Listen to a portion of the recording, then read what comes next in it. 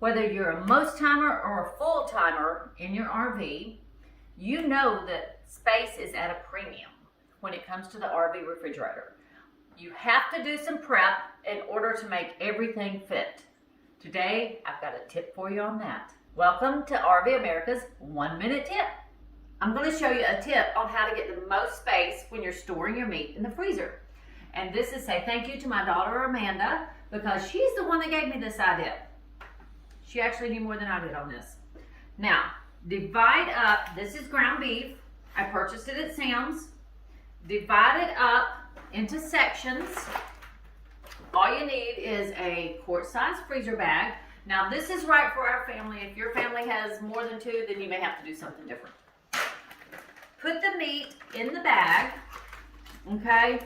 And then what you do is you squish it down with your hand. Squish it down with your hand and make it flat. Right like this. That takes up a lot less space. It also stacks easier. And another thing that we will do is we will take and score this. If you score it with a knife, and I've kind of got this the wrong shape to do that, but it'll be like this. If you make it in hamburger shapes, and I could redo it, but I'm not going to. You will do it like this, and you'll have frozen hamburger patties. So when you pull it out, you just kind of got to break it just a little bit. It'll fall apart, let them thaw out, and then you can throw your hamburgers on the grill or however which way you're going to cook them. Did I say 1 minute?